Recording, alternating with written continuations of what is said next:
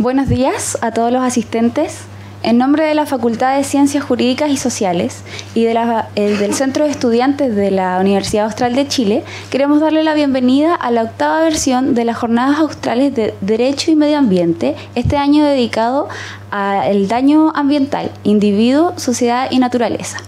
Para comenzar, daremos paso a los discursos iniciales, comenzando por el decano de la Facultad de Ciencias Jurídicas, el doctor Andrés Bordalí Salamanca.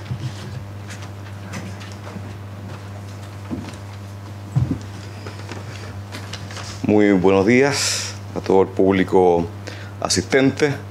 Un saludo especial a las personas que vienen de fuera de Valdivia. Sean bienvenidos a la Universidad Austral de Chile. Quiero saludar especialmente a las autoridades del Tribunal Ambiental que nos acompañan. Un saludo que resumo en la cabeza y la persona de don Michael Hanke, el presidente del Tribunal Ambiental, el tercer Tribunal Ambiental de Valdivia. Quiero también dar una bienvenida y un saludo a los estudiantes del Centro de Estudiantes de Derecho de la Universidad Austral de Chile. Y quiero, ya que estoy hablando de ellos y de los organizadores también de estas jornadas, 8ª versión, a los estudiantes que están a cargo de esta organización, especialmente a Carolina Hidalgo, que he visto cómo ha estado activamente a cargo de estas 8ª jornadas, que ya son un clásico en la zona sur del país. Quiero felicitar por la iniciativa y por el éxito que han tenido en esta 8ª versión. No ha faltado nunca, todos de estos últimos 8 años, esta actividad con un público masivo y concurrencias importantes de expertos en distintos temas. Quiero resaltar que esta actividad no es organizada por la Facultad de Ciencias Jurídicas y Sociales, sino que es organizada por sus estudiantes. Y resalto este tema, quiero resaltar la autonomía con que en esta 8ª versión siempre los estudiantes han llevado a cabo estas jornadas. Uno quizás ha podido dar algún consejo, alguna contribución, pero el resultado y la organización es siempre a cargo de los estudiantes. Y esta tiene una cuestión, y aquí me pongo como en rol de académico y decano de esta facultad, tiene un rol pedagógico. Los abogados somos muchas veces no simplemente litigantes que representamos intereses de clientes, sino que también somos gestores de proyectos, somos gestores de actividades que involucran muchas veces y que comunican al mundo político, al mundo académico y al mundo empresarial. Por lo tanto, vaya también aquí un sentido pedagógico en nuestros estudiantes de que desde ya se acostumbren a gestionar proyectos y vincularse. Los abogados somos especialmente dúctiles para vincularnos con el mundo de la política, la empresa y la academia, y aquí hay una demostración en estas 8ª jornadas.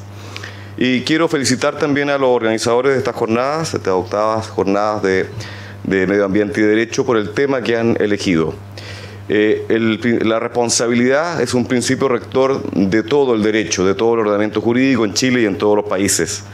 Y por lo tanto el derecho ambiental no puede restarse a la vigencia de un principio tan importante como el de la responsabilidad. De eso tratarán estas jornadas, creo que es un tema importantísimo y es importante que se hagan acá en Valdivia, porque Valdivia en algún sentido ha sido un laboratorio muy importante en temas de responsabilidad. El caso de la contaminación del santuario del Río Cruces, creo yo que es un caso, por un lado, lamentable que se haya producido, pero por otro lado también la forma en que se está solucionando esto con participación de la judicatura, del mundo del Estado a través del Consejo de Defensa del Estado y de la Universidad Austral de Chile, esta colaboración que hay entre mundo político o mundo público, empresarial y la universidad, creo que es ejemplar. Esperemos que este trabajo que hay de reparación del santuario del Río Cruces vaya por buen camino y que tengamos un santuario en mejores condiciones todavía de lo que había años atrás. Y por eso creo que la experiencia que se está llevando en Valdivia es muy relevante. Por eso los felicito por el tema que eligieron, porque están en el escenario natural para discutir estos temas de responsabilidad. Simplemente quiero reiterar mi agradecimiento a los estudiantes y darles la bienvenida a todos ustedes. Muchas gracias.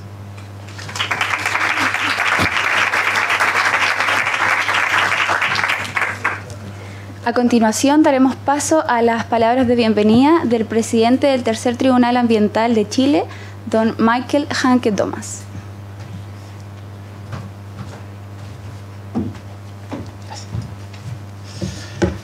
Hola, muy buenos días a todos. Quiero repetirme realmente los saludos. Primero saludar al señor decano, a la señora ministra del Tercer Tribunal Ambiental y al señor director regional de Aguas que nos acompaña también hoy día. Así que muchísimas gracias por estar acá. Y un saludo extensivo para todos ustedes que nos acompañan hoy día. Me voy a repetir, obviamente, que en las congratulaciones al equipo organizador del seminario. La verdad es que este es el 8º año que un grupo de estudiantes de motu propio generan este tipo de espacio de discusión. Un espacio de discusión que yo diría está a la cabeza de muchas de estas discusiones que se producen a nivel nacional. Y yo quiero resaltar eso, resaltar la relevancia del tema que hoy día vamos a discutir, que hoy día vamos a escuchar muchas presentaciones y de los que hoy día vamos a aprender todos nosotros en relación con un área del derecho que está a la cabeza o a la vanguardia de los desarrollos teóricos. ¿Y por qué los desarrollos teóricos? En materia de daño ambiental, muchos de ustedes se preguntarán, bueno, esto es una rama del derecho que existe desde hace mucho tiempo, el daño, el derecho de daño, como lo mencionaba el señor decano, viene desde los romanos. Pero las nuevas consideraciones respecto del medio ambiente y el tipo de daños que se produce es distinto. Y existe un reconocimiento, al menos fuera de nuestra frontera, que eso es así. Y el esfuerzo que hacen los tribunales ambientales por tratar de conciliar estos nuevos conocimientos en relación con estas estructuras ya existentes es un trabajo de día a día. Y en el daño ambiental hay una serie de hechos que yo diría que son extremadamente relevantes que hoy día sería bueno escuchar.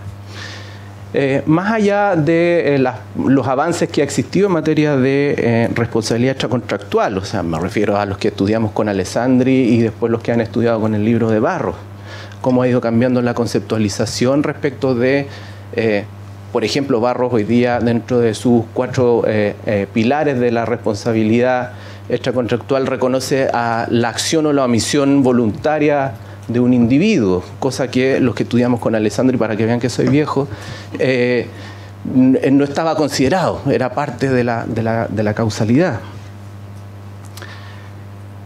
Y ha existido una evolución, pero el derecho ambiental le impone un nuevo desafío a este derecho de daño, y es particularmente por el tipo de daño, y ahí empezamos con problemas. El daño ambiental no es un daño cierto a veces. El daño ambiental puede ser un daño futuro incierto.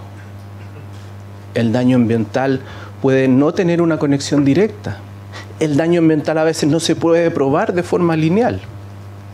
O sea, hay una serie de consideraciones y consideraciones de borde que son necesarias de tener presente. Por ejemplo, otro de los elementos propios y complejos del daño ambiental es la legitimación activa. ¿Quién es el legitimado? ¿Quién puede demandar el daño ambiental? Aquella persona que tradicionalmente percibe un daño patrimonial, como siempre lo hemos entendido. Pero el daño ambiental a veces no es patrimonial, sino de que puede ser colectivo.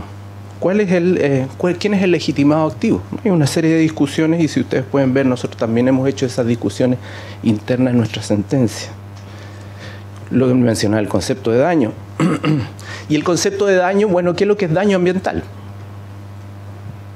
Una serie de respuestas. La ley de bases tiene una definición, pero una definición que al menos en el tribunal hemos tratado de ir abriendo para entender realmente cuando estamos hablando de daño ambiental de qué hablamos. Entonces la idea de la incorporación de nuevos conocimientos como los servicios ecosistémicos en relación con el daño también es relevante para nosotros. La prueba, ¿cómo se prueba el daño ambiental? Tradicionalmente nuestro derecho de daño está basado en una idea cientificista o esta idea de linealidad de que A causa B. Pero ya desde los años 80, Ilia Prigonine nos enseñaba que es muy difícil encontrar esa relación de causalidad de uno a uno, y es por tanto que hoy en día uno mira alrededor del mundo el derecho procesal como la probabilidad de la ocurrencia de un hecho es mucho más relevante que lo que antiguamente lo era. Y eso dice relación también con la causalidad, cómo se origina un hecho. Entonces hoy día es mucho más difícil, hoy día es casi insostenible muchas veces mantener esta idea de una linealidad o una relación de causalidad directa uno a uno en temas de daño ambiental, y eso es reconocido a nivel mundial. Y es por eso de que con estos ejemplos lo que quiero graficar es la relevancia de la discusión que se tiene hoy día, la relevancia del tema que están proponiendo los queridos estudiantes, y eso viste a esta universidad y la engalana realmente. Así que muchísimas gracias por invitarnos, así que felicitaciones.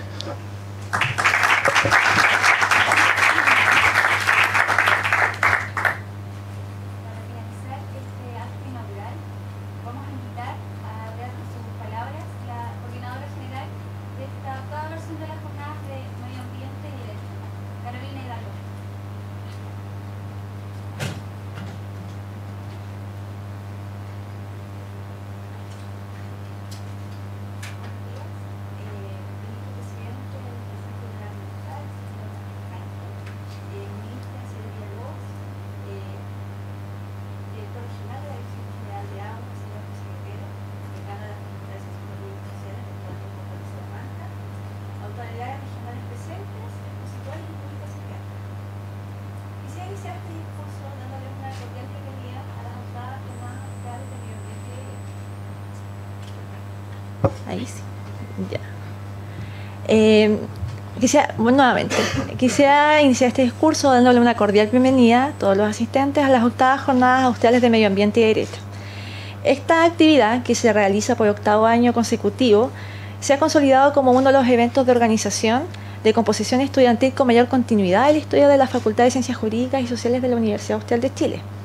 Por ello, para mí es un orgullo representar a la comisión organizadora, convocada por el Centro de Estudiantes de Derecho, con quienes he tenido el placer de planificar, organizar y ejecutar esta actividad.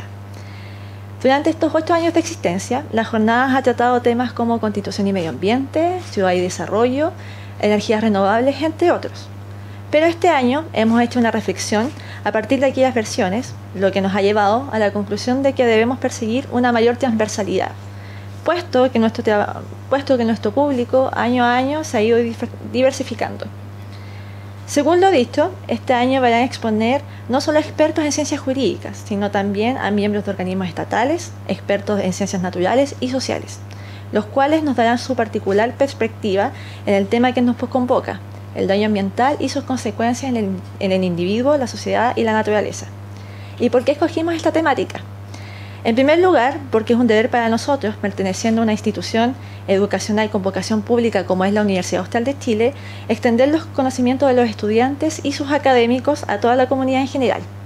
Y en segundo lugar, relacionado con el primer punto, porque corresponde tener un desarrollo y a su vez una discusión seria y abierta respecto del daño ambiental, puesto que el público asistente ha sido testigo o han sido afectados directos de diversos eventos que son de conocimiento público a nivel nacional. Es por ello que durante el transcurso de esta actividad contaremos con 2 paneles referidos exclusivamente a casos reales sucedidos en esta zona, como es el caso Celco en la comuna de Valdivia, o un tema contingente que todavía está en discusión, como es el caso Chiloé. Esto, además de complementar nuestra perspectiva teórica del caso, nos permitirá observar esta realidad mediante la aplicación de los conocimientos entregados por nuestros panelistas. Asimismo, durante la actividad contaremos con exposiciones referidas a aspectos jurídicos generales del daño ambiental, medidas de reparación, etapas en la determinación de la pena por el daño ambiental, afectaciones por parte de las mineras, entre otros. Dicho todo lo anterior, no puedo dar término a estas palabras sin antes agradecer a nuestros auspiciadores, a la Universidad Austral de Chile, a la Unidad de Gestión Ambiental de la Universidad Austral de Chile, la Dirección de Investigación y Desarrollo de la Universidad, la Federación de Estudiantes, la Facultad de Ciencias Jurídicas y Sociales, mediante sus proyectos de apoyo a los estudiantes, Colbún, Hernández, Sanguinetti, Pérez y Carneval abogados, Quintana abogados, Bordalí, Balas y Hunter abogados, Riesco y compañía y Café Moro. Asimismo, corresponde hacer un agradecimiento a nuestros patrocinadores, como son la Secretaría Regional Ministerial de Medio Ambiente de la Región de los Ríos, CONAF, Radio El Conquistador, Dirección General de Aguas, Servicio Nacional de Pesca y el Diario Austral. Antes de terminar, merece una mención especial de agradecimiento al ministro presidente del Tribunal Ambiental, Michael Hanke, el decano de la facultad, el señor Andrés Bordalí, y los profesores Iván Jante, Vladimir Riesco, por su constante apoyo moral y logístico en nuestra búsqueda de expositores y el desarrollo de esta actividad. A todos, agradecerles su asistencia y mis más sinceros deseos para que disfruten gratamente estos 2 días de jornada. Muchas gracias.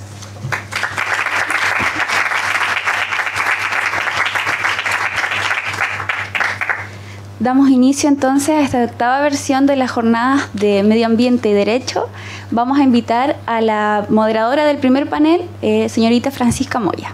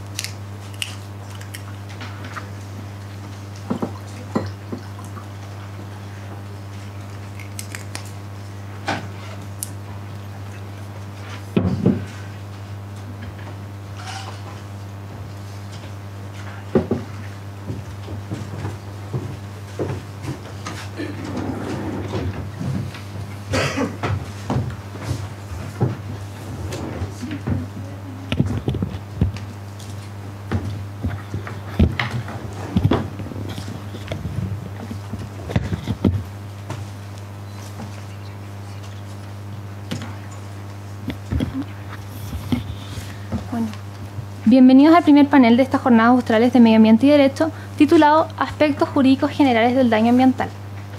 Este panel está compuesto por el señor Francisco Pinilla Rodríguez, doctor en Derecho por la Universidad Carlos III de Madrid, España, y actualmente relator del Tercer Tribunal Ambiental de Chile. Y por don Benjamín Mura Altamirano, magíster en Ciencias y Derecho Ambiental por la Universidad de Sydney, Australia, y actualmente es fiscal instructor de la División de Sanción y Cumplimiento de la Superintendencia del Medio Ambiente. Respecto a la modalidad del panel, cada expositor presentará su ponencia y posteriormente se dará lugar a una ronda de preguntas por parte del público. Para comenzar, damos paso a la exposición que abre este panel por parte de don Francisco Pinilla, con su ponencia que se titula El daño ambiental, aplicación y complementación de la reparación y la sanción. Le doy la palabra a don Francisco.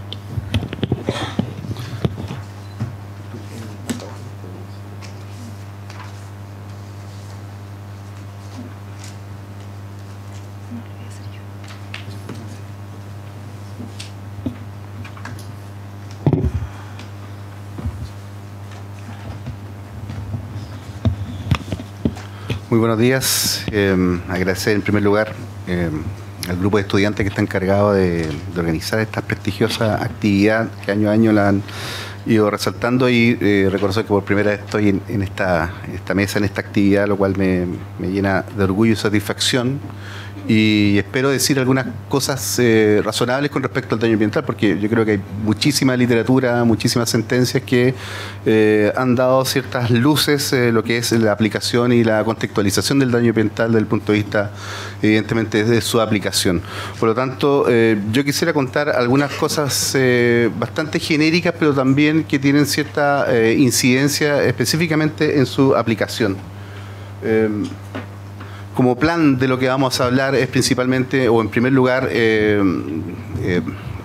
hablar o referirnos específicamente a lo que ha sostenido actualmente la Corte Suprema con respecto a la aplicación del sistema de reparación y su convivencia con otros sistemas, y lo cual en cierta manera mantiene viva en ese punto la competencia de los tribunales ambientales. En un segundo punto, ver qué pasa con el tratamiento del daño ambiental en manos de la administración y también, en su caso, por parte de los tribunales. Y en tercer punto, explicar algunos problemas de aplicación que puede generar precisamente que el daño ambiental esté o sea considerado o valorado por la administración y posteriormente o también en el mismo momento por los tribunales ambientales. Por lo tanto, se generan algunos problemas de aplicación, en lo cual yo quisiera, digamos, centrarme.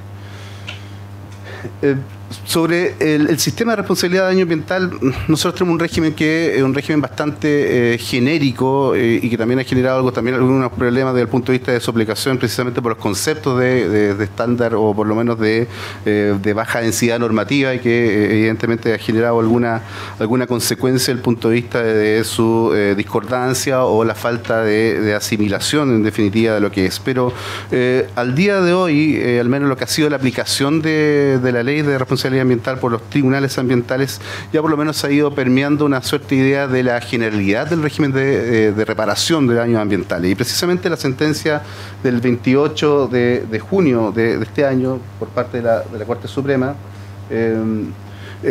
nos llama la atención con respecto precisamente a la aplicación de los sistemas de responsabilidad, porque pareciera que previo a esta sentencia, o en definitiva o previo a la existencia de los tribunales ambientales, la aplicación de los sistemas de responsabilidad ambiental o la aplicación del sistema, digamos, general de derecho común establecido en el 2314 y siguiente del Código Civil, precisamente también el sistema de la Ley de Base General del Medio Ambiente establecido en el título tercero, y también los sistemas especiales de responsabilidad, no va a haber parecido o no haberse generado cierto conflicto en su aplicación. Pero en el caso de la contaminación de la Bahía de Quintero y la demanda que presenta en este caso la municipalidad, es donde se presenta esta discusión o surge, digamos, precisamente con la declaración de incompetencia que hace el segundo tribunal ambiental con respecto a la aplicación de la ley de navegación o el sistema de responsabilidad de la ley de navegación como sistema especial, y por otro lado excluyendo en ese sentido su competencia para conocer de esos daños. Lo que centra el debate o lo que decide finalmente la Corte Suprema es decir que específicamente el daño o el sistema de daños que regula la responsabilidad del sistema de navegación o de la ley, perdón, de navegación, solo busca indemnizar los daños que sufren personas directamente. Es decir, parecer en general daños simplemente patrimoniales. Y por lo tanto, lo que trata de decir que, evidentemente, si usted va a centrarse bajo ese sistema de reparación, eso excluirá la aplicación de un sistema general. Pero mantendrá o va a hacer, y por lo tanto generar una suerte de convivencia con la aplicación del sistema de reparación por daños al medio ambiente que establece la ley de base. Vale decir, lo que establece esta sentencia es que, en definitiva, la ley de navegación tiene una finalidad más bien preventiva de la aplicación de daño y no reparatoria del daño ambiental propiamente tal. Y para ello se aplica la norma, en este caso, de la Ley de Base General del Medio Ambiente.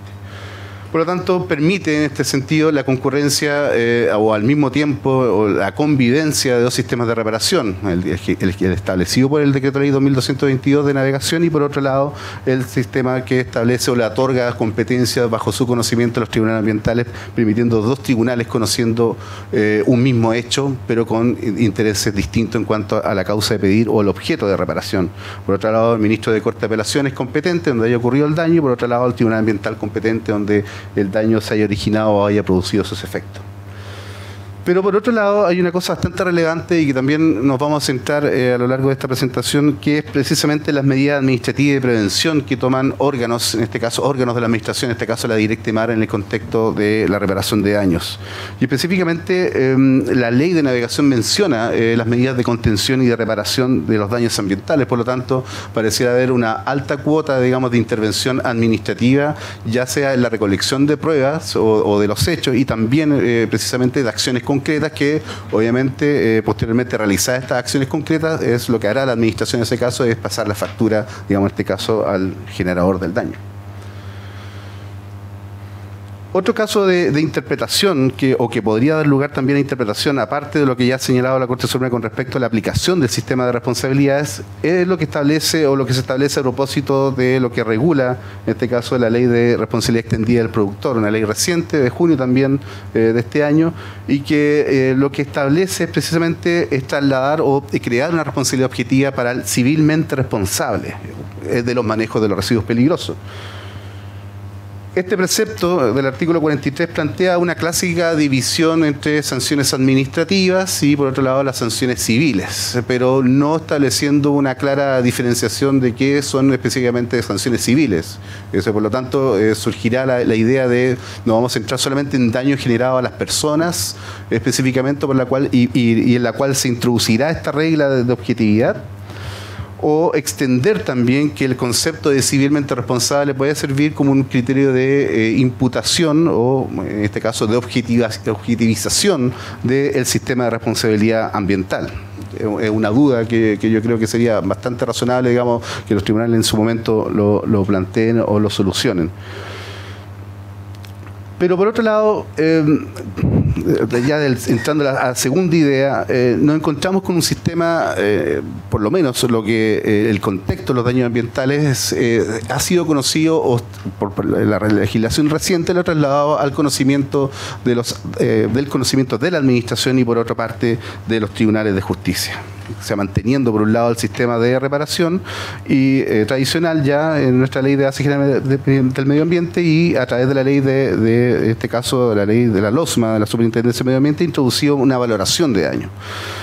En este contexto, pareciera que existe una suerte de un proceso de intervención administrativa en los daños ambientales, o podría generarse una intervención administrativa, obviamente en el contexto de la fiscalización y evidentemente en la sanción, digamos, la recolección de hechos a efectos de establecer o graduar la multa. Pero, la infracción. Pero en el derecho comparado, esta idea de que la administración valore daños y también determine incluso el quantum de indemnizatorio o eventualmente las medidas de reparación es una cosa que ya ha sido desarrollada bastante en la legislación y más reciente aún una norma que va a cumplir casi 10 años, que es la Ley de Responsabilidad Ambiental, que transpuso en ese caso en España, que transpuso la Directiva 2004/35, y por lo tanto siempre entendió, parece el derecho español en ese caso, que cuando hablaba la directiva de órgano competente siempre pensaba en la administración competente. Por lo tanto, la discusión de los daños ambientales en esos sistemas pareciera centrarse siempre, o la discusión judicial, en un contencioso administrativo. Pero evidentemente el daño ambiental en manos de la administración y los tribunales presentan ciertas diferencias. Es decir, la primera es que es claro que el procedimiento va a ser distinto. En el procedimiento, en el contexto de la reparación de daños ambientales en los tribunales ambientales, va a ser un procedimiento judicial cuyo objetivo va a ser, o su causa de pedir, va a ser la restitución in natura o el statu quo ante, y por lo tanto reparación en concreto, es decir, un fin correctivo. Pero el daño ambiental en sede administrativa se encuentra específicamente asociado a la infracción administrativa. Ya veremos cuáles son los montos, pero en definitiva lo que trata de decir que a efectos de calificar la infracción, la administración puede establecer, digamos, el daño ambiental reparable o el daño ambiental irreparable para sus consecuencias. Y obviamente en este caso la administración tiene un fin distinto, que ya no ser el fin de corrección, sino que un fin más bien disuasivo y evidentemente de prevención, bajo la lógica que la sanción administrativa, al no responder a los principios del derecho penal, es decir, estar absolutamente alejado de la aplicación de principios penales, no aplican un mismo sistema de justicia o distributiva como lo establecen en materia penal. Sin embargo, existen algunas similitudes. En primer lugar, ambos sistemas, cuando la administración conoce daños o valora daños, y cuando el tribunal también valora daños ambientales, nos encontramos que conviven o comparten un mismo concepto. El concepto, evidentemente, que establece en este caso la Ley de Responsabilidad Ambiental. Y asumir este concepto también genera ciertos problemas, porque muy bien sabemos que es un concepto bastante genérico. Prácticamente el daño ambiental es el daño que se genera al medio ambiente, entendiendo un medio ambiente un concepto también más asociado de política pública, y por lo tanto genera también algunos problemas de aplicación. La jurisprudencia, más o menos resumiendo alguna idea, la jurisprudencia tradicional, o por lo menos lo que ya ha sido actualmente por lo declarado por la Corte Suprema, pareciera no adentrarse en sí mismo el concepto de daño ambiental o la extensión que tiene este concepto, reconociendo como daño ambiental los daños a la salud, daño al incumplimiento de obligaciones contraídas por un contrato de concesión de obra. También señala que daño ambiental el que afecta el valor ambiental de la especie arbórea protegida en terrenos privados, daño sobre bienes nacionales de uso público, alteración de cauces de ríos que generan socavamiento, daño al suelo por extracción de árido. Vale decir, pareciera ser solamente un daño, en definitiva, sobre ciertos bienes que parecieran representar un cierto interés público o vinculación con algún ecosistema, pero nunca adentrarse muy bien sobre la verdadera relevancia o el servicio que prestan estos bienes dañados al ecosistema, si nos pensamos como daño ambiental, como un daño ecológico puro. Sin embargo, la jurisprudencia y los tribunales ambientales han hecho cierto esfuerzo, digamos, precisamente en centrar, digamos, o dar una suerte de óptica de lo que es precisamente daño ambiental. Y hay una sentencia, en este caso la D5, de la causa D5-2015 del tercer tribunal ambiental, que centra, o lo interesante de esa sentencia es que diferencia que no es daño ambiental, y señalando específicamente que el daño ambiental estaría más asociado al efecto sobre un ecosistema y también a los recursos o los servicios que prestan dicho ecosistema en concreto. Por lo tanto, la disyuntiva es que precisamente la administración se tendrá que hacer las mismas preguntas, y por lo tanto hay ciertas preguntas metodológicas y ciertas preguntas que más bien se encuentran vinculadas con la discrecionalidad y por lo tanto de lo que la administración pueda ir difiriendo o comparando con lo que es o no daño ambiental para efectos de, en este caso, de la calificación de la infracción. Pero también encuentran ciertas similitudes conceptuales, siguiendo con las similitudes, que es precisamente el estándar de significación. Pareciera que la ley de Base General de Medio Ambiente, al conceptualizar el daño ambiental, le asigna esta palabra significación. Digamos, lo otro puede ser, si no presentara esta idea de significación, sería un daño, y por lo tanto el estándar de significación o la relevancia que tiene el daño hace que sea o constituya un daño ambiental reparable.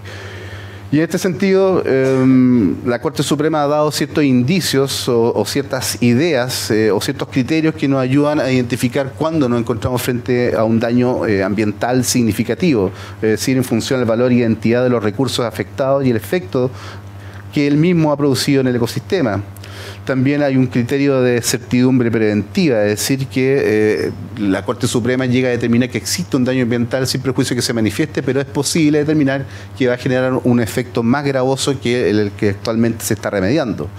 Y en un voto disidente también de la Corte, de una sentencia de la Corte Suprema de 2014, un voto principalmente del ministro Pierri, hace una suerte de idea de que también puede constituir una significación la idea de que el daño puede ser o atenta sobre un elemento irreemplazable. Estamos hablando, en este caso, de inmuebles ubicados en zona típica. Es decir, que en este caso la mayoría de los ministros dijo que no constituía la significación suficiente el daño sobre un edificio, digamos, ubicado en zona típica, pero pareciera que el ministro Pierri en ese momento, sobre la idea de la falta de la imposibilidad de reparación de esos inmuebles, dado su carácter histórico, lo hacía obviamente o vinculado a una significación o una relevancia que era digna de restituir por medio de este sistema de reparación por daño al medio ambiente. Por lo tanto, es una nueva disyuntiva donde la administración y también los tribunales tendrán que compartir ciertas ideas específicas o ideas generales que le dan contenido a estos conceptos. Pero por otro lado también nos encontramos con ciertas similitudes que se centran específicamente con la valoración de la prueba. El sistema de la superintendencia, la ley orgánica de la superintendencia, en su artículo 51, establece que en este caso este tipo de administración va a valorar la prueba conforme a las reglas de la sana crítica, cosa que también la ley de tribunales ambientales valora bajo el mismo estándar, ¿ya? Perdón, bajo el mismo sistema de valoración. Y por otro lado nos encontramos con el problema de los estándares para determinar o para valorar o generar los estándares de convicción de la prueba. Evidentemente, si hablamos de estándares de convicción, dependerá principalmente de un asunto absolutamente circunstancial, que en estos casos cada órgano es absolutamente libre e independiente para poder establecerlo. Sin embargo, es posible que en el ámbito, por ejemplo, sancionador, siempre se parta de un estándar mínimo, de cierto conocimiento o de cierta idea de lo que vamos a entender por reparación. Es decir, un umbral mínimo que debería ir por una preponderancia de la prueba, para que luego, en este caso, el superintendente le aplique un estándar, digamos, adecuado para aplicar las multas de manera específica. Sin embargo, eso implica que la administración, al no valorar o no tener en sus manos los mismos intereses jurídicos, los bienes jurídicos protegidos, no establezca nunca un sistema de 90%, es decir, un sistema que no vaya más allá de la duda razonable que establece el 340 del Código de Procesal Penal. Por lo tanto, parece que la administración debe jugar con un estándar inferior, porque en definitiva aquí no está en juego garantías penales, y tampoco está en juego ciertas libertades, ciertas restricciones que establecen o que regula el derecho penal. Y es así que incluso, según también estoy recogiendo de un trabajo que hemos hecho con José Hernández, un trabajo que que va a salir publicado en un artículo, en un libro colectivo precisamente sobre la prueba, en cierta manera lo que hicimos en ese texto es averiguar o dar cierta idea de bajo qué estándar de prueba tendría la administración que valorar daños desde el punto de vista metodológico. Y por lo tanto, algunos autores incluso postulan que en el caso de actividades reguladas o actividades que están sujetas a autorización, el estándar de prueba, incluso en el ámbito de las sanciones, debería ser más bajo que una prueba preponderante, es decir, incluso más bajo del 50% hasta un 30%, señala Rodríguez de Santiago en un libro reciente sobre metodología del derecho administrativo. Puesto que lo que se está en definitiva juzgando aquí es la conducta específica, es una conducta que está regulada por un acto administrativo que es de conocimiento previo y que es parte o un elemento de habitualidad del actuar, en este caso del empresario o del órgano regulado. Y evidentemente, dependiendo de la infracción y la complejidad, pareciera que también implica que los estándares de prueba o el convencimiento, en este caso del juez o también de la administración, puede llegar a una prueba clara y concluyente dependiendo de la infracción o de la gravedad también de los bienes o intereses que pueden estar en este caso implicados. Finalmente, la aplicación, por un lado, de las infracciones, aquí lo vamos a graficar, por parte de la superintendencia, es decir, si es daño ambiental reparable, lo califica como infracción grave y de luego, según lo que establece la misma ley orgánica de la superintendencia, si es daño ambiental no reparable, es una infracción gravísima. Y por otro lado, que el Tribunal Ambiental revise el acto sancionador y por lo tanto tenga que revisar, incluso, o puede llegar a revisar los hechos que sirvieron para calificar esa infracción, los hechos de estos casos atribuibles como daño ambiental y también la reparabilidad o no de este. Y por otro lado, la existencia de un procedimiento judicial de daños ambientales puede generar ciertas divergencias, ¿ya? Por un lado, la administración, como bien sabemos, el sistema sancionatorio establece un gran incentivo al cumplimiento, que es la presentación de planes de reparación. Y el cumplimiento satisfactorio de esos planes de reparación extingue la acción. Por lo tanto, un buen incentivo para tener una conducta, como se denomina actualmente, una conducta responsiva.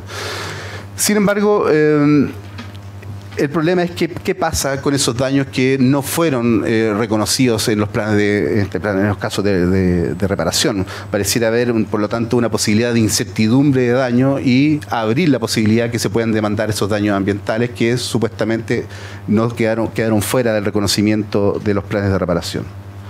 Por otro lado, puede generarse también una divergencia de la idea de reparabilidad del daño ambiental, puesto que, como ya mencionábamos, en el caso de que la administración establezca en su procedimiento sancionador la existencia de un daño ambiental y por otro lado, o paralelamente, la existencia de un procedimiento judicial que determine, por ejemplo, la no reparabilidad o también incluso llegar a la idea de inexistencia de un daño ambiental, pareciera generar también divergencia, digamos, para un mismo hecho, y que esto obviamente no sería aplicación de non bis in idem, porque son fines distintos.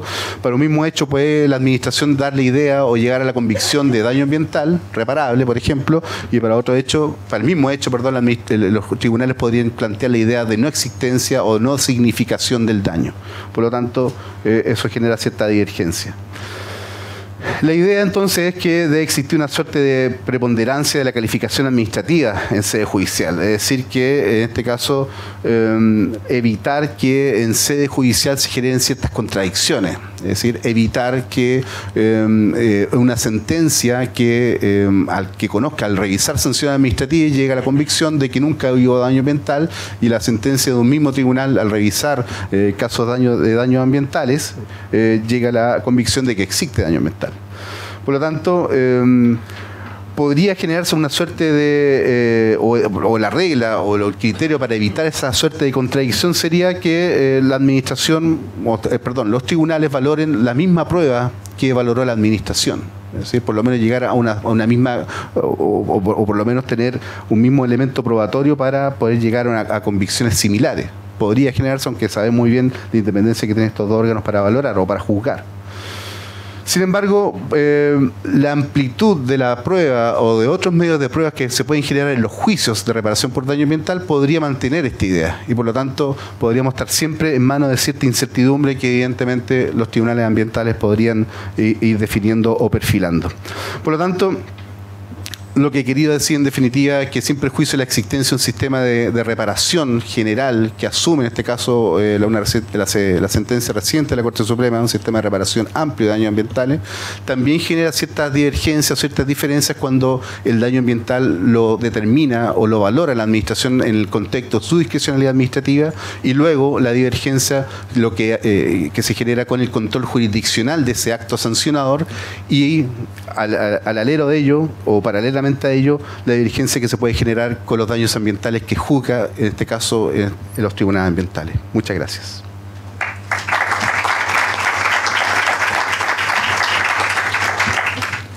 Agradecemos la ponencia de don Francisco Pinilla. Ahora vamos a dar paso a don Benjamín Moore con su exposición titulada El daño ambiental en la Ley Orgánica de la Superintendencia del Medio Ambiente.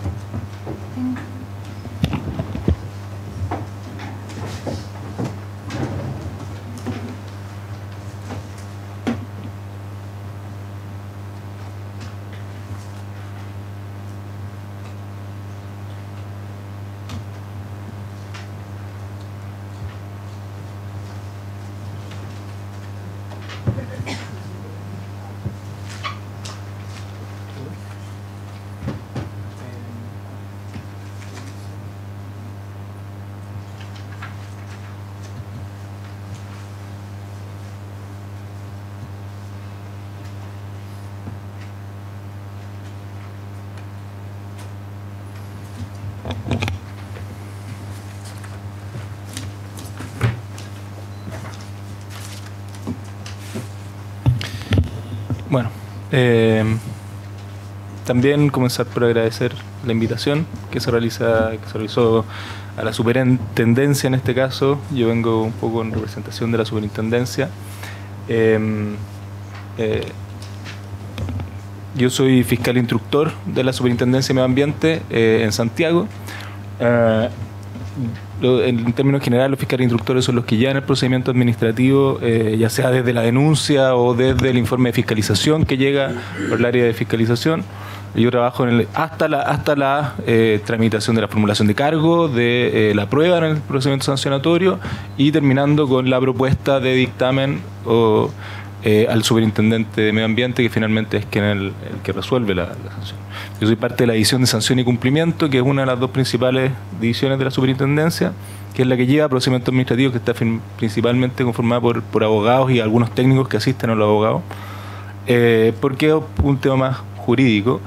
Pero la otra división fuerte es la división de fiscalización, que es la que está conformada principalmente por técnicos que son los que van a terreno y que fiscalizan.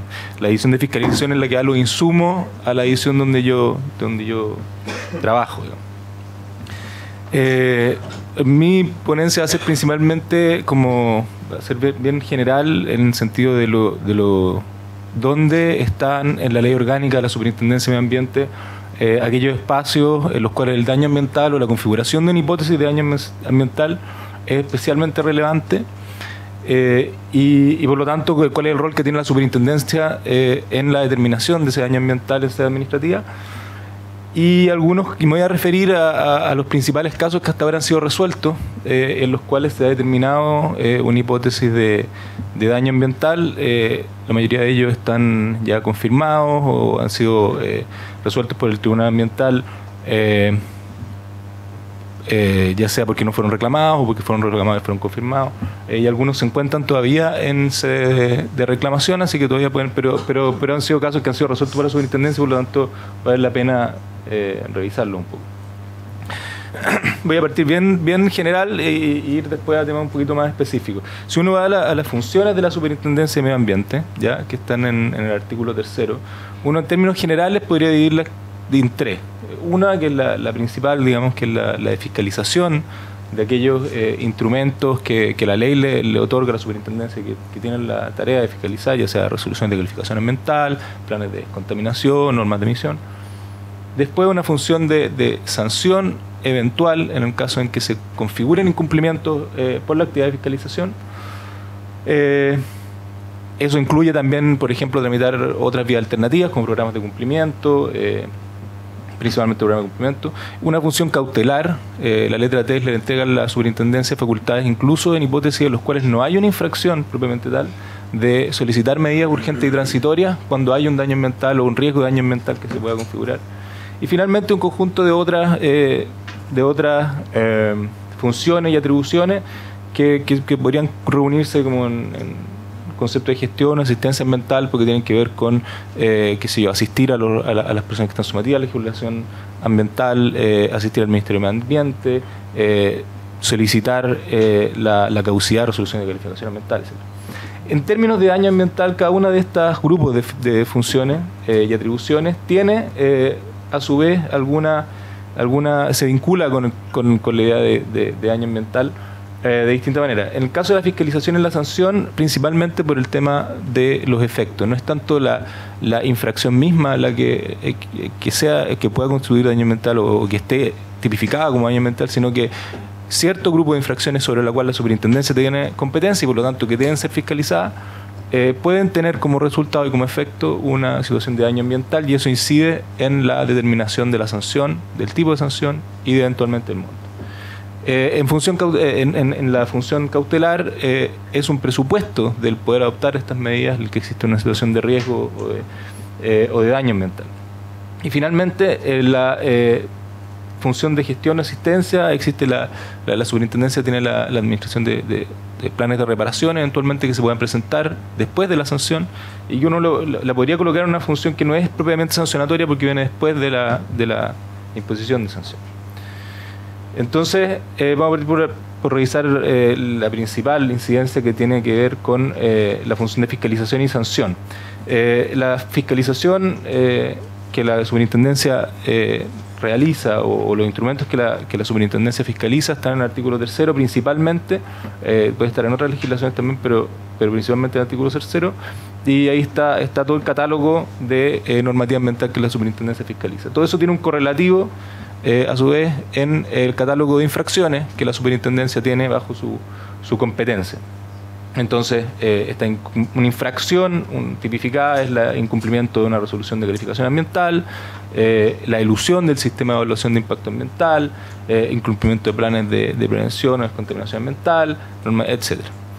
Entonces, eso es el catálogo de infracciones, digamos. Pero cuando uno tiene que ya determinar la gravedad de la infracción, ahí es donde el artículo 36 es el que establece, digamos, la hipótesis de las cuales una infracción podrá caer dentro de una calificación de gravísima, grave, o subsidiariamente en el caso en que no configure ninguna de las dos anteriores, podría ser leve.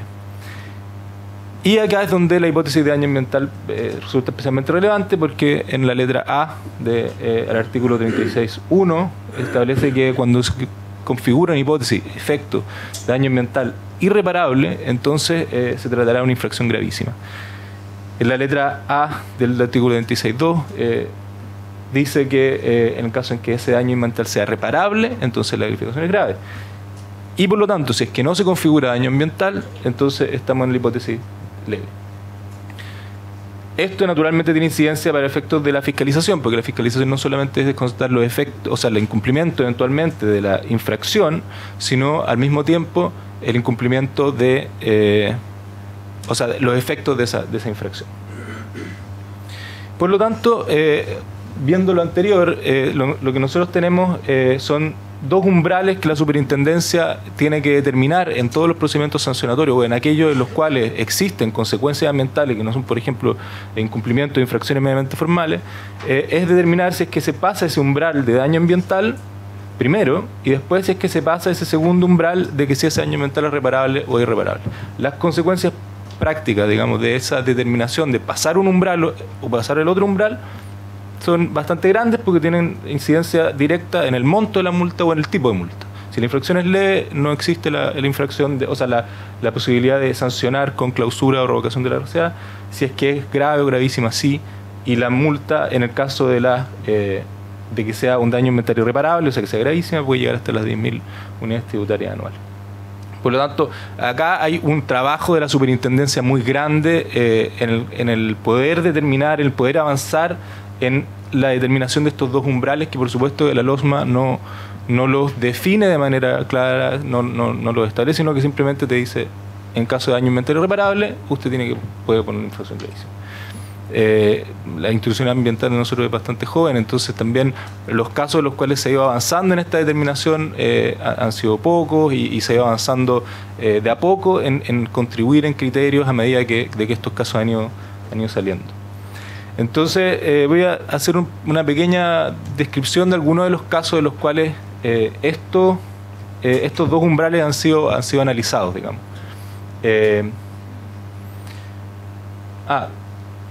Respecto al primer umbral, vamos a ir por uno y después el otro. En el caso de la determinación de daño ambiental o no daño ambiental, lo que hace la Ley de Base General del Medio Ambiente es que da una definición en el cual el principal elemento para poder distinguir, para poder calificar daño ambiental, tiene que ver con la significancia, ¿cierto? Tiene que ser un daño sobre el medio ambiente significativo y por lo tanto no cualquier daño ambiental, o sea, cualquier afectación al medio ambiente constituye daño ambiental. Y ahí es donde tenemos un problema para poder nutrir de contenido ese carácter de ese concepto de la significancia, ¿cierto? La superintendencia lo que ha tenido que hacer es acudir a criterios jurisprudenciales que se han ido entregando por los tribunales ambientales, por la Corte Suprema también en forma previa, por la doctrina, por legislación extranjera y eventualmente también por ciertos criterios que ha utilizado el servicio, o sea, el servicio de evaluación ambiental a través del sistema de evaluación ambiental para poder ver cuándo existen impactos significativos sobre el medio ambiente. Uno de los primeros casos que fue resuelto por la Superintendencia de Medio Ambiente es el caso de la mina Los Bronces. Este es un caso contra la empresa Anglo American Sur, que queda en la zona central de la cordillera de los Andes, quinta región o región metropolitana hacia la cordillera.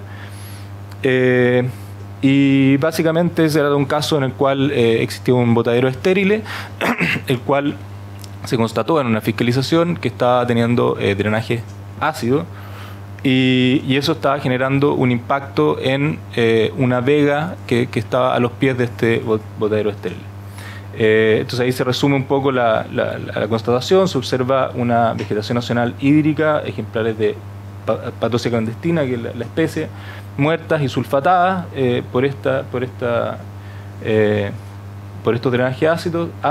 Se constató que este lugar de vegetación nacional hídrica sumergía bajo esta agua de escurrimiento superficial, la que presentaba color calipso, con un pH que daba cuenta de que esto era un agua ácida de origen minero. ¿Qué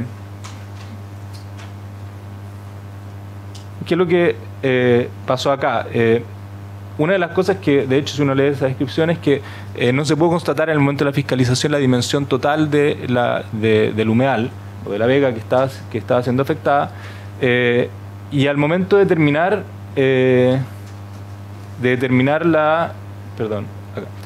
al momento de determinar si es que existía o no daño ambiental, que era este umbral que estamos hablando ahora, lo que se hizo fue acudir a cierta jurisprudencia que había sido pronunciada por la Corte Suprema y también por el Tribunal Ambiental de Santiago, en el primer caso que conoció respecto de daño ambiental, que es el de Ario La Arena, en el cual se dice que en realidad el concepto de significancia no es un concepto que solamente se acote a dimensiones, a aspectos cuantitativos, sino que tiene que ver con el valor ecológico de aquello que fue afectado.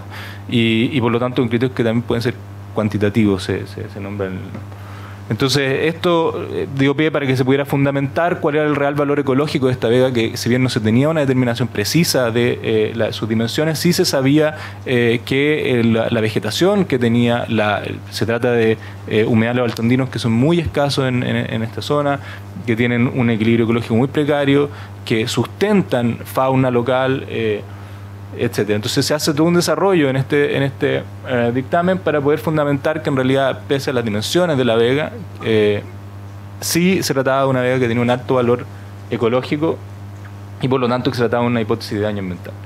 Otro caso que también quiero citar es un caso que es bastante reciente, desde este año el dictamen, la resolución sancionatoria, es vigente también en el sentido de que está actualmente en instancia de reclamación y tiene que ser visto por el segundo tribunal ambiental, y es un caso que para el efecto de la Superintendencia de Medio Ambiente ha sido muy relevante por la sanción que se impuso, clausura total a una industria minera, no total de la industria, sino del campo de pozos en el cual ellos se abastecían y que por lo tanto permitía su funcionamiento.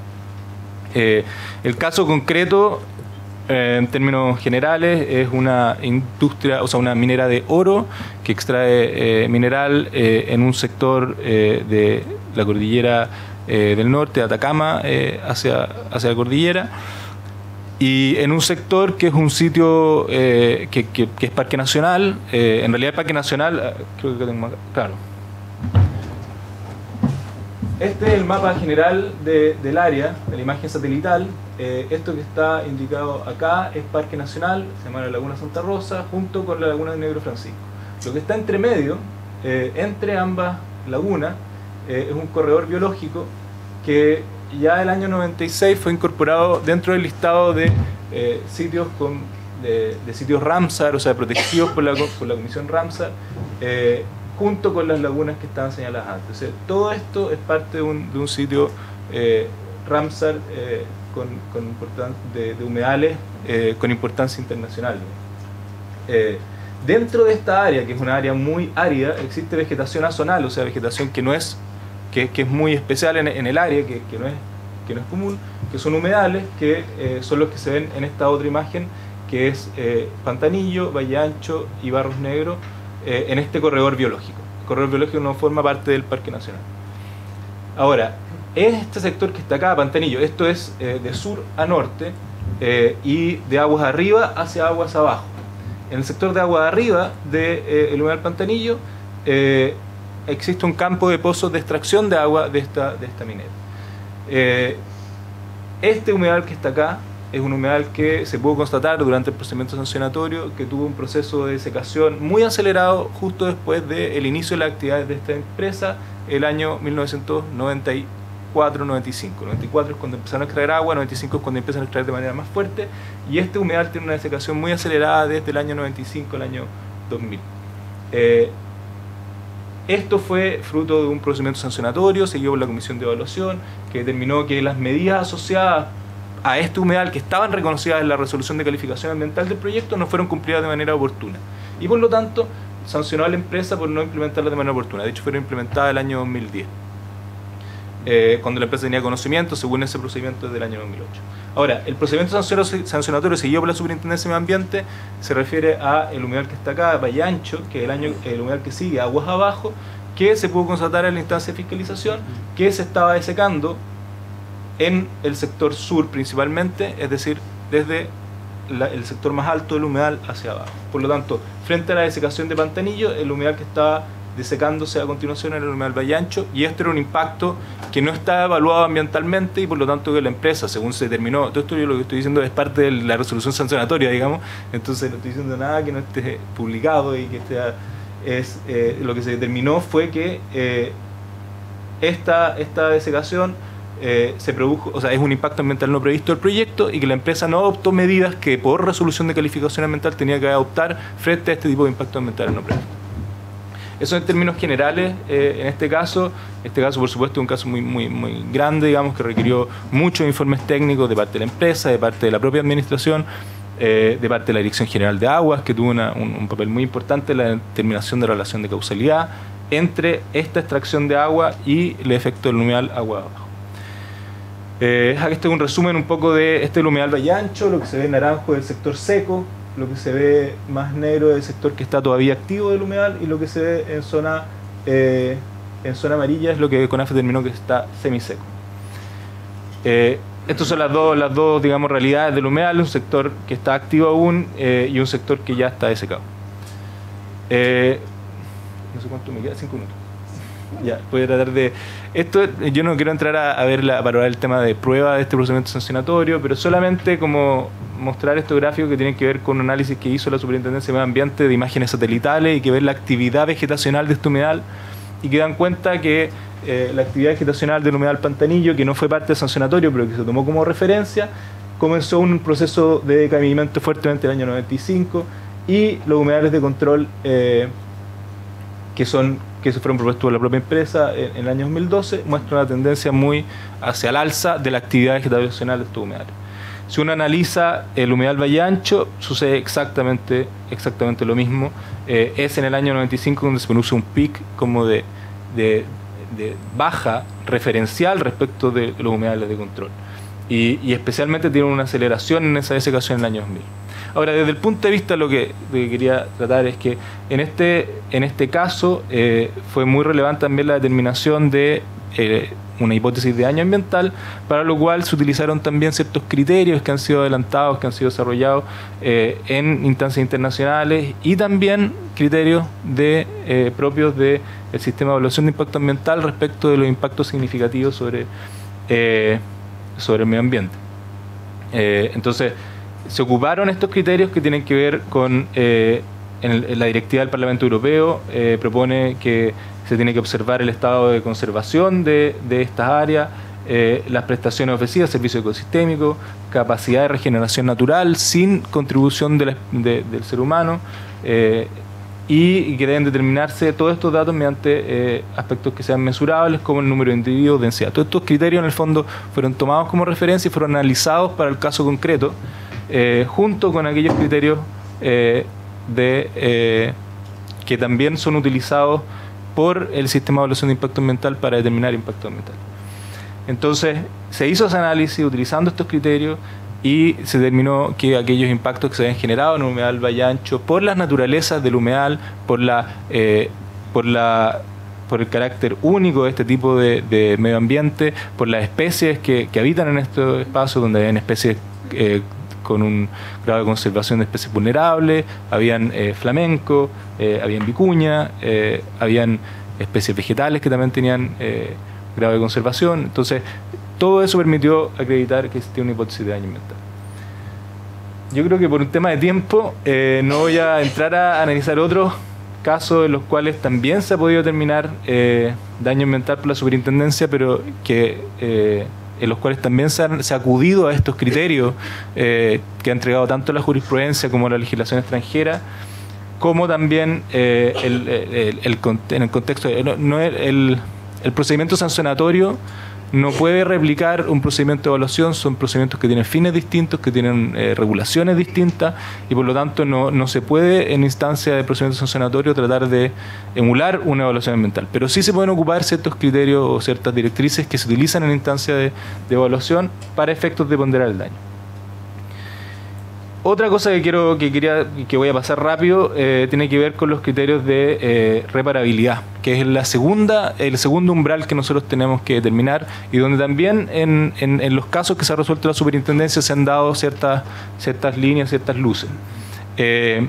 Especialmente también en el caso de Maricunga, una de las cosas que se tuvo que determinar es si es que una afectación de esta naturaleza, de esta magnitud, podía ser considerada con un carácter de reparable.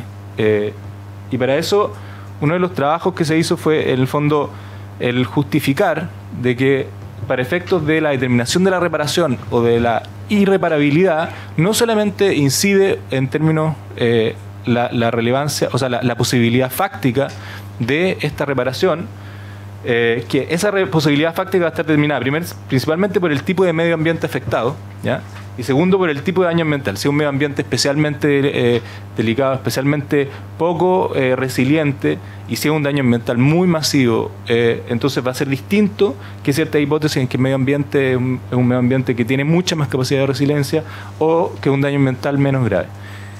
Esos dos efectos combinados lo que van a hacer es que, por un lado, puede haber una imposibilidad fáctica de reparar. En el caso de Pampa Camarones, que se trataba de afectación de eventos líticos que son patrimonio arqueológico, se determinó que era imposible por la naturaleza de este tipo de patrimonio arqueológico de reparación, ¿ya? Fácticamente era imposible volver a una situación previa de la afectación. En ese caso nosotros vamos a tener irreparabilidad y no hay ninguna duda.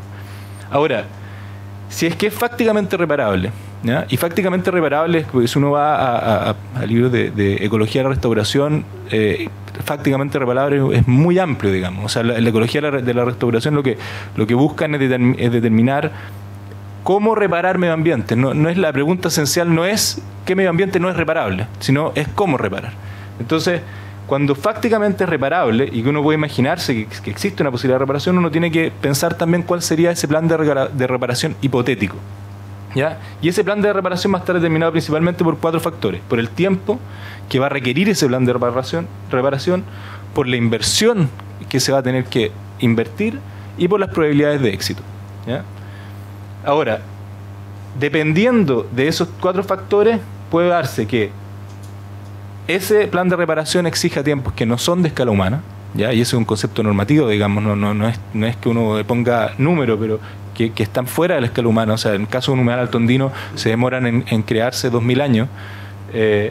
Recursos desproporcionados, o sea, que el plan de reparación requiere una cantidad de recursos que son muy elevados, o que existe una muy escasa probabilidad de éxito, y eso tiene que ver con hipótesis previas en las cuales se ha realizado una reparación de este tipo y ha sido exitosa. Y en muchos casos no existe información que sea fiable. En ese caso, nosotros vamos a estimar que se trata de un daño ambiental que es irreparable, porque estamos hablando de que existe eventualmente una posibilidad hipotética de reparación, pero que en términos concretos la reparación excede una posibilidad real en los hechos, ¿ya? En cambio, cuando estamos en casos de que el plan de reparación eventual tiene tiempo de escala humana, que tiene recursos razonables, digamos, todos estos son conceptos que no son categóricos, que no son completamente claros, sino que tienen que ser fundamentados. Y que tiene una certidumbre de éxito mediana, entonces estamos hablando de un daño ambiental que puede ser reparable. En el caso de Maricunga, se fundamentó en base a un montón de factores, a análisis de planes de reparación similares que se habían presentado incluso por la propia empresa, que en una eventual reparación de un medio ambiente de este tipo no era reparable a escala humana, o sea, requería tiempos que eran mucho más grandes, requería recursos que eran muy elevados y que tenía una certidumbre de éxito muy escasa, y por lo tanto estamos hablando de un daño ambiental que es irreparable en términos jurídicos, digamos. Y bueno, yo creo que por un tema de tiempo que ya me estoy diciendo, voy a... perfecto, ya. Bueno, entonces, esto obviamente que tiene incidencia también desde el punto de vista de la determinación de la acción de daño ambiental, eventualmente, porque cuando estamos hablando de daños que son irreparables en este sentido, o sea, jurídicamente irreparables para efectos de la determinación de la sanción, eso no significa que no se tengan que implementar y que no proceda a implementar medidas de remediación que pueden ser muy urgentes, que pueden ser muy necesarias, como en el caso de un humedal de este tipo. La primera, por supuesto, es la restitución del suministro hídrico, pero existen un montón de otras acciones de remediación que quizás no van a tener el éxito o el objetivo último, por la dificultad que plantean de alcanzar la restauración completa, pero que sí son necesarias de implementar. Bueno, respecto de la función cautelar, la superintendencia tiene dos en el artículo 3º dos facultades, que es el poder solicitar medidas cautelares urgentes y transitorias en el caso de que se configure una hipótesis de daño ambiental por infracción de una resolución de calificación ambiental. Y en ese caso ahí hay una discusión que no voy a entrar ahora, pero que tiene que ver con la relación que tiene esta hipótesis con el artículo 48, que también regula medidas precautorias.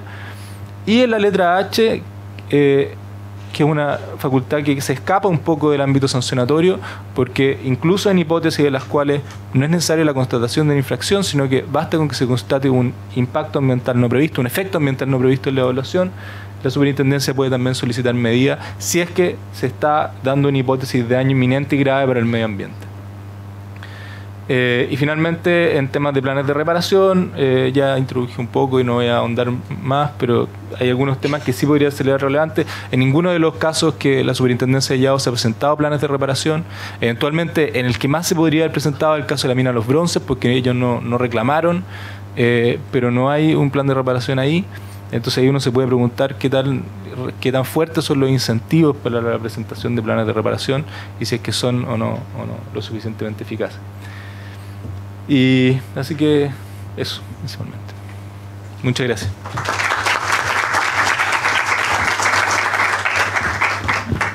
Agradecemos a don Francisco Moore por su exposición. A continuación, se abre la ronda de preguntas al público. Se le solicita a los asistentes que sus preguntas sean breves y concisas en atención al tiempo. Se abre la palabra.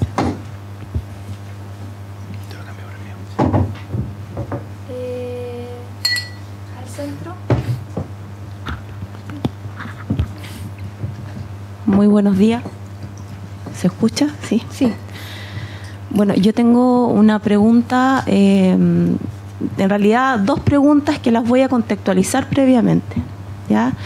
Hace algunas semanas atrás se cayó un puente ferroviario en la Araucanía, en Pitrufquén específicamente, y cayeron al río Tolten varios vagones con soda cáustica y petróleo, y además se rompió una matriz de aguas servidas. Quien debía mantener el puente en óptimas condiciones en este caso era EFE, y allí surgen algunas preguntas, ¿cierto? La primera se la quiero hacer al representante de la superintendencia, y quiero saber en el fondo el rol de la superintendencia cuando el daño ambiental ha sido realizado por una entidad que es parte del Estado en el fondo, o es una empresa del Estado o es una entidad, ¿cierto?, que es parte de la administración pública. Y la segunda consulta, se lo quiero hacer, ¿cierto?, al ministro, y tiene que ver perdón al relator, y que tiene que ver con el rol del Consejo de Defensa del Estado como sujeto legitimado, ¿cierto?, para ejercer la acción de daño ambiental, cuando específicamente aquel que ha realizado el daño ambiental se trata de un organismo del Estado.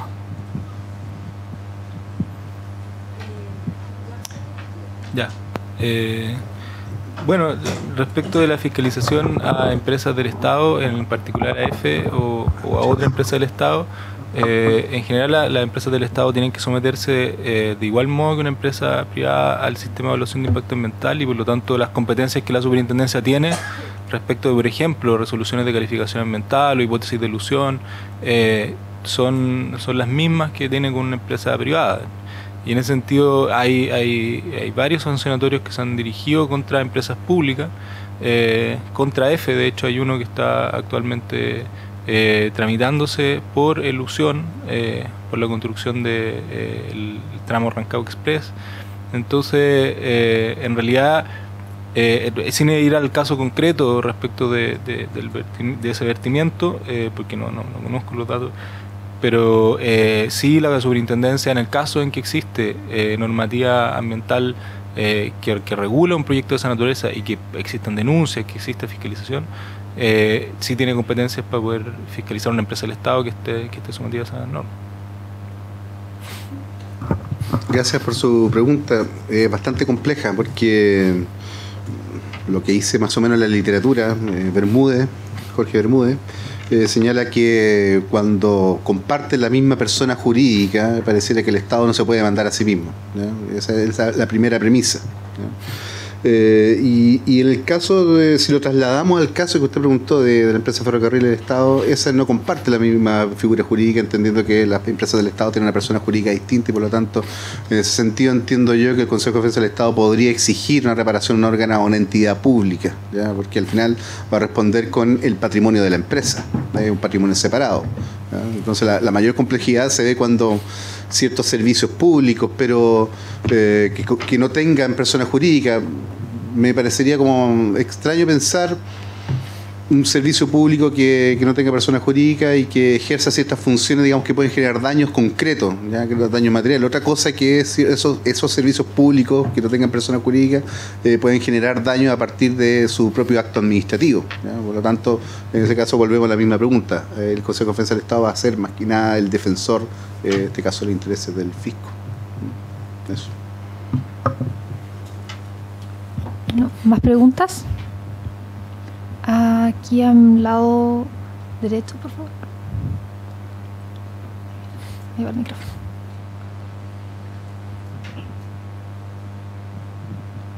Gracias.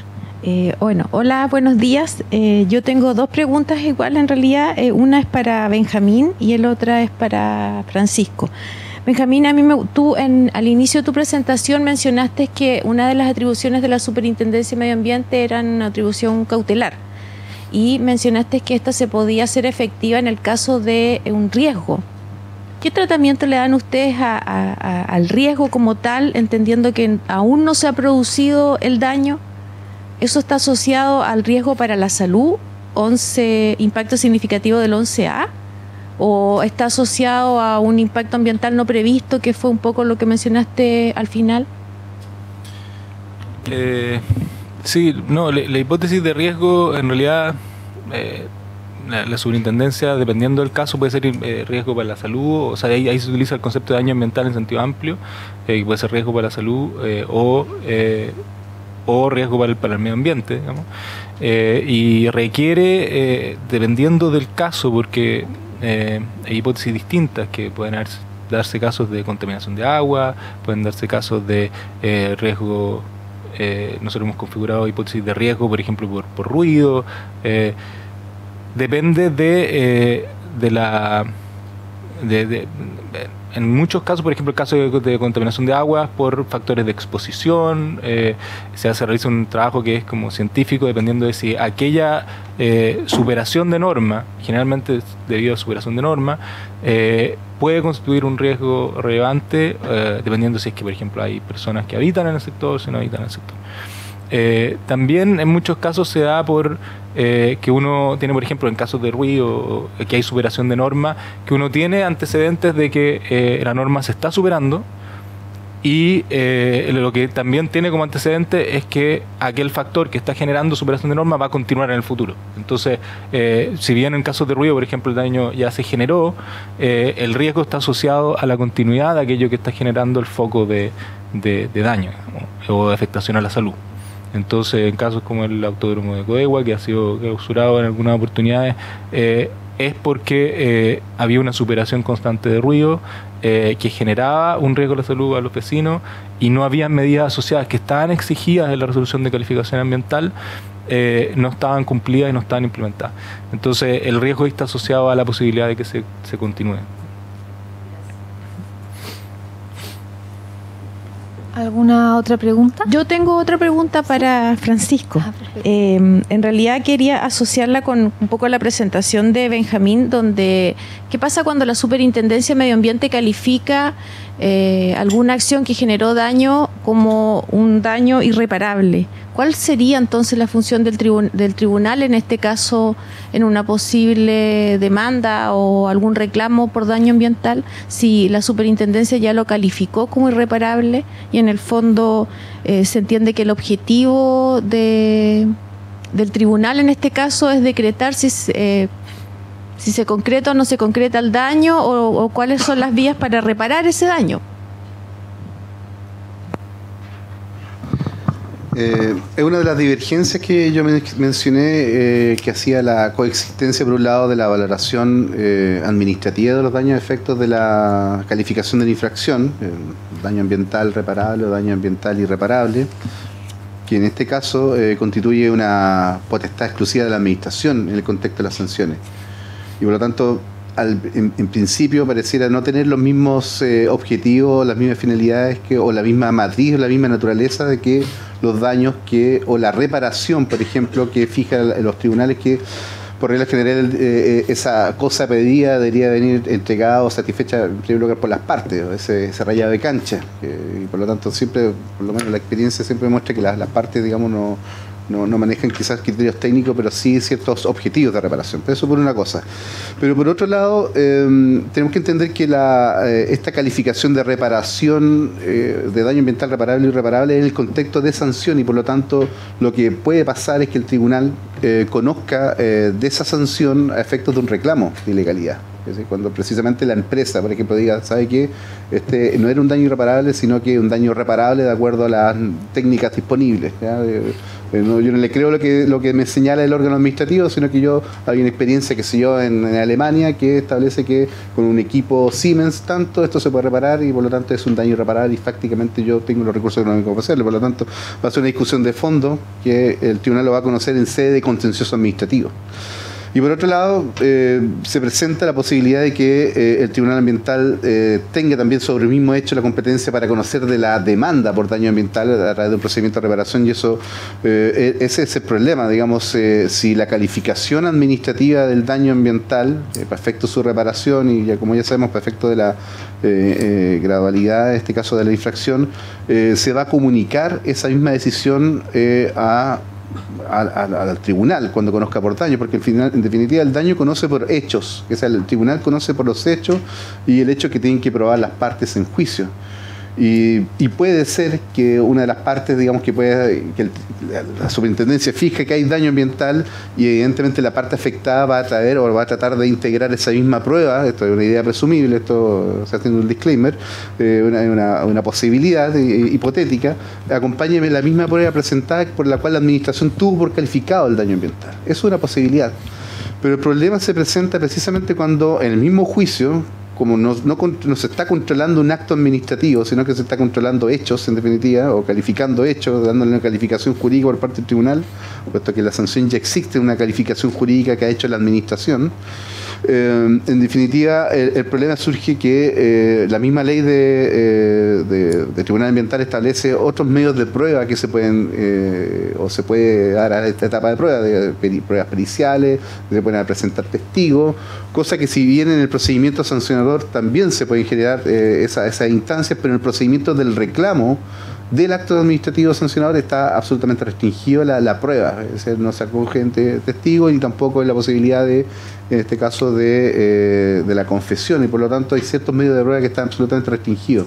Es un control en este caso del hecho o de la recolección de los hechos que ha hecho la administración y su calificación jurídica. En el otro, del hecho, y por lo tanto amplía las posibilidades o dificulta la certidumbre del daño.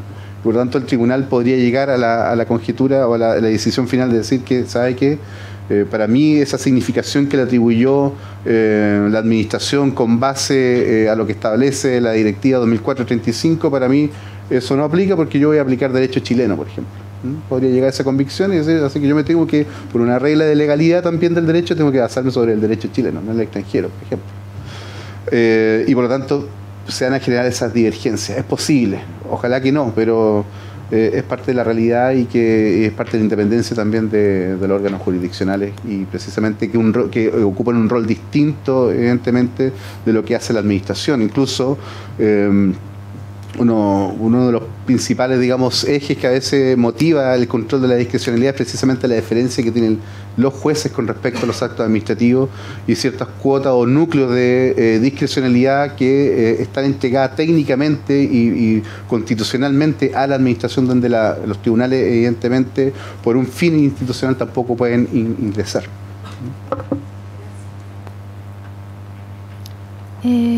¿Se da la última palabra? ¿La última pregunta? ¿No? Bueno, Muchas gracias a ambos expositores, a don Francisco Pinilla y a don Benjamín Moore, y al público presente. Ahora daremos paso a un receso de almuerzo y las jornadas se reanudarán con el segundo panel a las 15 horas de esta tarde. Muchas gracias a todos.